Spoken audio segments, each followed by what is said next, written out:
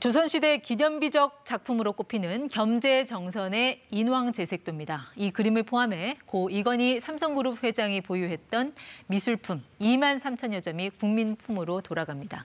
삼성그룹이 이 같은 내용을 포함해 이 회장의 유산 상속 계획을 발표했는데요.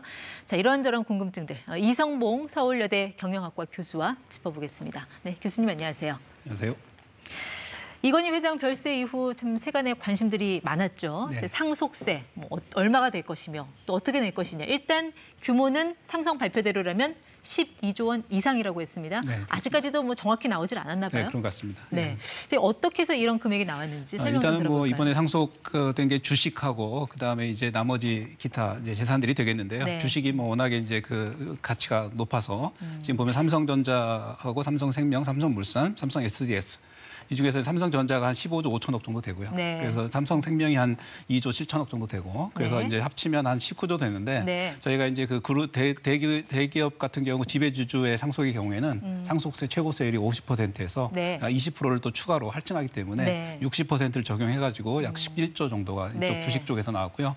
나머지 이제 저 미술품 부분은 이제 기증이 됐기 때문에 네. 상속 재산에서 빠지는 거고요. 네. 대상에서 그리고 나머지 이제 부동산과 현금에서 한 상속세가 한 1조 정도 플러스 알파해서 나오고 네. 합쳐서 한 12조 정도 지금 이렇게 얘기가 나오는 것 같습니다. 네, 그 규모가 이제 국내외 통틀어서 이제 한 인물이 낸 그 상속세로는 역대 최대 규모라고 네, 하는데 네. 자, 이 금액 앞으로 어떻게 낸답니까?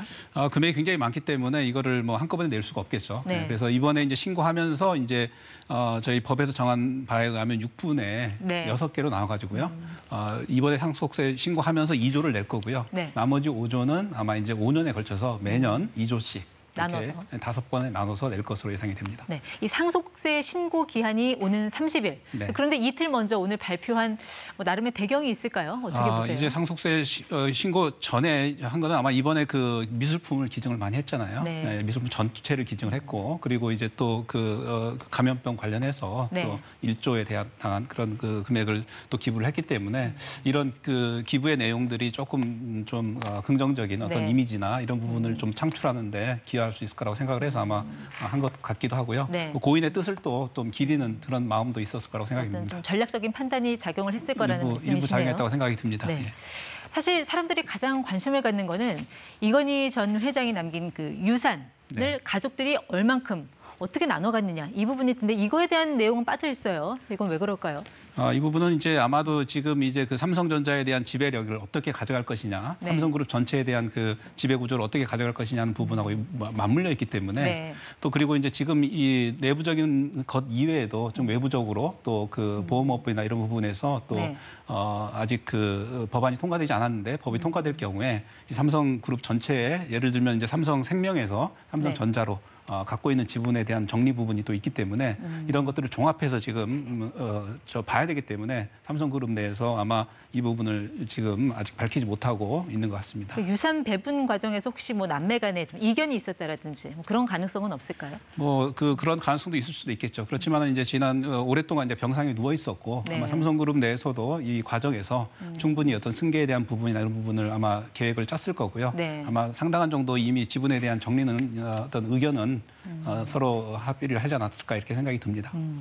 사실 우리가 이런 상속 비율, 주식 분할에 관심을 갖는 거는 이게 이제 삼성그룹의 어떤 주가 변동에도 영향을 줄 수가 그렇죠. 있는 네, 거고요. 네. 또 지배 구조에도 영향을 줄 수 있는 굉장히 맞습니다. 예. 어떻게 보면 민감한 사안이잖아요. 예, 그렇죠. 네. 예. 앞으로 그 이건희 회장이 남긴 그 유산, 예. 대부분이 이제 보유 주식인데 네네. 이게 누구한테 어느 정도로 돌아갈지 좀 시나리오 어떤 거 예상하세요? 예, 지금 현재 이렇게 보시면은 이제 이재용 회장이 삼성물산하고 삼성물산을 통해서 삼성생명과 삼성생명을 통해서 또 삼성전자 이렇게 지배하고 있는 구조인데요. 네. 이번에 4.18%를 이제 이재용 회장이 거의 다 상속할 것으로 예상이 되고 있습니다. 4.18%는 이건희 전 회장이 보유했던 삼성전자 맞습니다. 주식 비율을 말씀하시는 그 거죠? 전체를 네. 아마 가져갈 가능성이 굉장히 높다 이렇게 보는데요. 네. 그 이유는 이제 삼성전자에 대한 지배력이 지금 현재 이렇게 삼성 일가에서 지금 물산이나 이렇게 통해서 하고 있는 게 전체적으로 지배하고 있는 게 한 20% 되거든요. 근데 이 부분에서 이제 지금 아까 삼성생명 부분이 또 이제 매각을 해야 될 가능성도 있기 때문에 네. 어떤 지배력에 있어서의 어떤 이재용 회장이 여태까지 삼성전자를 운영해 왔고 네. 경영해 왔기 때문에 그 삼성 이재용 회장 쪽으로 이제 아마 그거를 지배력을 좀 집중시킬 필요성이 있거든요. 그래서 그런 차원에서 아마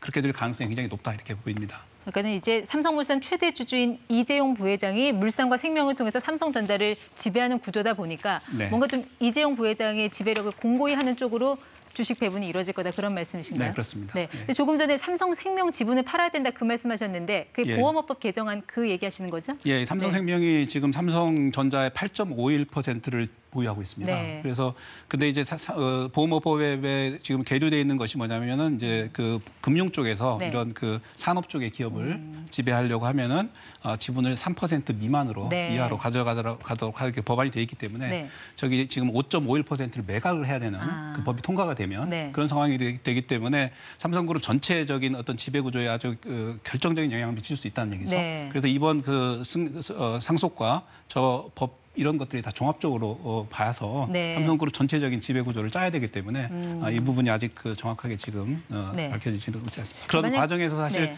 이재용 회장의 그 부회장의 그 지배력이 좀 네. 강화되는 것이 네. 필요한 거죠, 사실. 그러니까 만약 교수님 신하대로 그 예. 이전 회장의 그 삼성전자 지분을 만약에 이재용 부회장이 혼자 다 갖게 되면 네. 이 경우에 또 상속세가 한 9조 원 정도가 발생한다는 추산이 나오거든요. 네, 그렇죠. 이거를 혼자 다 해결할 수 있을까요? 그걸 이제 원래는 이제 상속이라고 하는 것은 이 상속 재산에 대해서 그 연대에서 세금을 내기 때문에요. 네. 그걸 뭐 저기 이제 그 상속인들 간에 어떤 그 합의를 했을지는 모르겠습니다. 네. 그렇지만 그 혼자 다 부담해야 된다는 그런 건 없습니다. 네. 가족들이 나눠서 부담할 수도 있고요. 혼자 낼 수도 있고. 네. 아무래도 혼자 만약에 낸다고 하면은 그 부분에 대한 부담이 굉장히 크겠죠. 네. 네. 그 이건희 회장의 보유 주식을 개인이 아니라 법인이 상속할 가능성, 이거 현실성 있다고 보세요?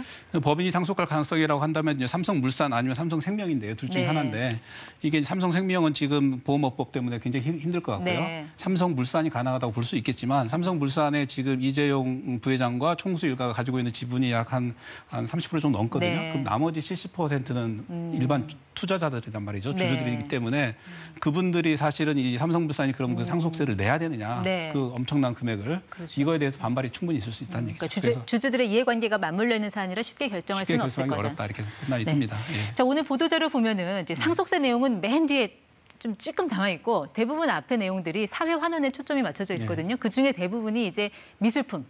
네, 이건희 회장이 개인적으로 소장했던 미술품 23,000여 점을 다 기증을 하겠다 이렇게 발표를 했는데 이 감정가로 보면 한 얼마 정도 추정할 수 있을까요? 감정가 지금 뭐 네. 추정이 한 3조 넘는 걸로 나오고 있는데요. 네.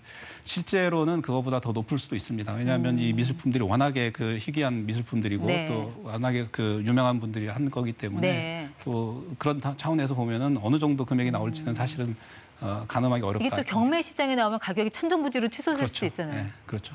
충분히 그럴 가능성이 있습니다. 근데 사실 이런 조 단위의 미술품이라면 이거를 팔아서 상속세 재원으로 쓸 수도 있었을 것 같은데 기증을 택한 배경은 어떤 거라고 보세요? 뭐 파는 게 굉장히 어려웠겠죠. 판다고 해도 이 많은 뭐 2만 점, 3만 점 되는 이 고가의 미술품들을 네. 한꺼번에 이렇게 판다는 것도 굉장히 어려운 문제고요.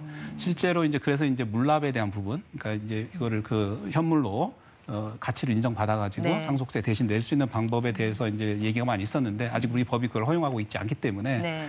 삼성그룹 입장에서 보면은 이거를 이렇게 굉장히 처분하기도 어렵고 또 여러 가지 절차적으로 어려운 문제들을 안고 하는 것보다는 네. 차라리 이거를 또 고인의 뜻도 있고 하니까 전부 다 사회에 기증한 것으로 이렇게 판단이 듭니다. 일반 국민들의 품으로 돌려주자. 네. 네, 뭐 일반 관람객들이 볼 수 있는 시기는 한 오는 6월경으로 좀 얘기가 나오고 있다는 것도 또 참고 삼아 말씀을 드리겠습니다. 지금까지 ETY 이성봉 교수와 함께했습니다. 고맙습니다. 네, 감사합니다.